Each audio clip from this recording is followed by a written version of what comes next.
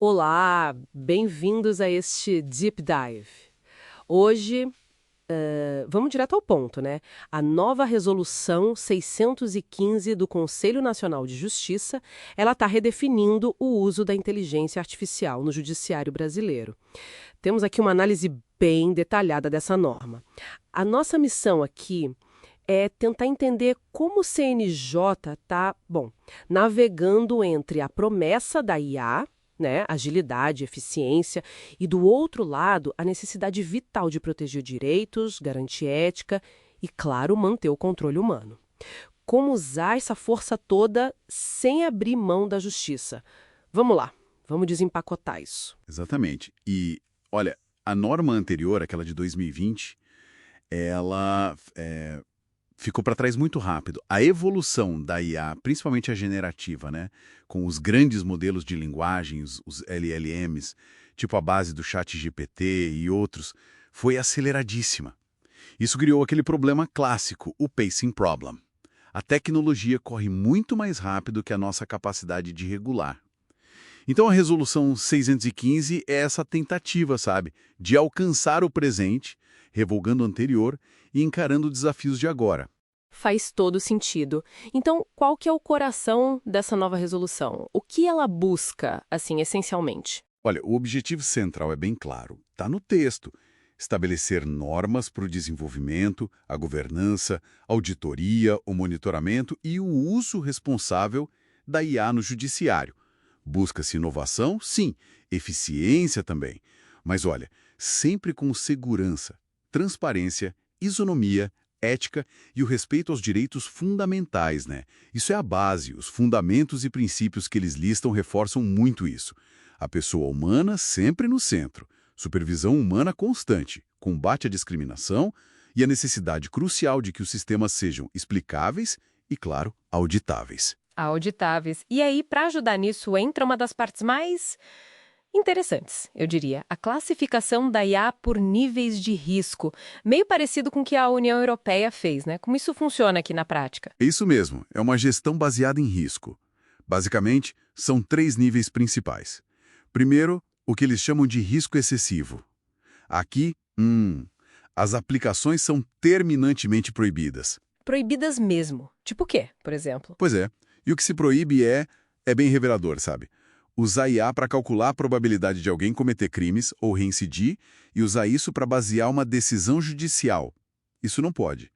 Também não pode usar IA para analisar personalidade e decidir sobre direitos ou valor de testemunho. Ou usar biometria para reconhecimento de emoções.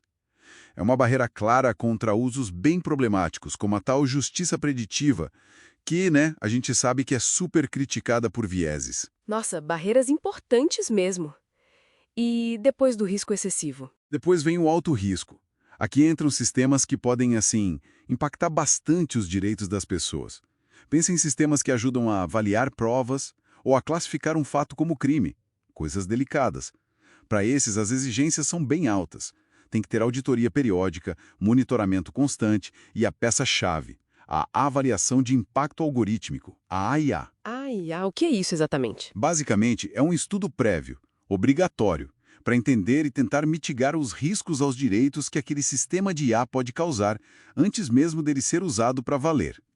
E um ponto crucial, essa IA tem que ter participação social e os resultados têm que ser públicos, disponíveis lá na plataforma Sinapses. Entendi. Transparência é chave aí. E o último nível? Por último, o baixo risco.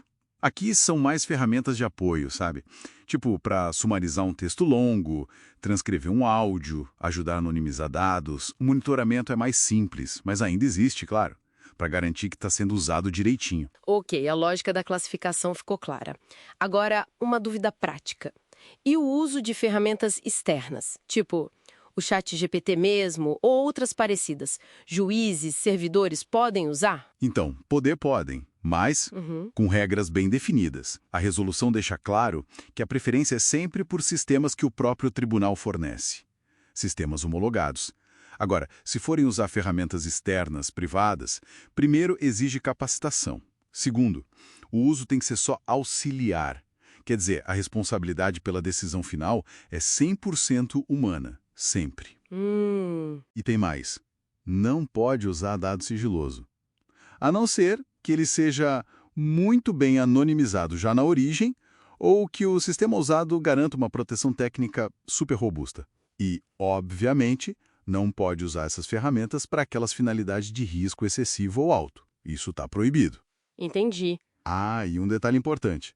Mesmo que o juiz não mencione na decisão que usou uma ferramenta dessas, o uso tem que ser registrado internamente lá no tribunal, para controle. Certo, faz sentido ter esse registro.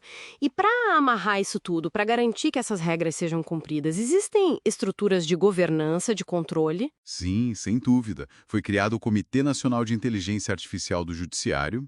Ele junta a gente de várias áreas para supervisionar tudo, propor atualizações nas regras, determinar auditorias, é o órgão central de governança disso. Tem uma observação, né, sobre a composição do poder de voto nesse comitê, que fica mais concentrado nos membros do próprio judiciário, enquanto outras entidades importantes, como OAB, sociedade civil, participam mais com direito à voz. Mas enfim, ele existe. E a plataforma Sinapses, que você mencionou? Isso, a Sinapses vai funcionar como um catálogo central, digamos assim, o inventário público de todos os sistemas de IA que estão sendo usados no judiciário.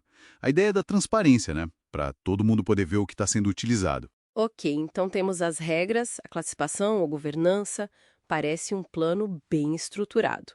Mas, trazendo isso para o chão da fábrica, para o dia a dia, quais são os grandes nós para desatar, os desafios para que isso funcione de verdade? Nossa, os desafios são enormes, de verdade. Primeiro, capacitação. Imagina treinar milhares de magistrados, servidores. Não só para usar, mas para entender criticamente essas ferramentas. É um esforço gigantesco. Com certeza. Depois tem os custos, né? Desenvolver, adaptar sistemas, fazer auditorias, não é barato.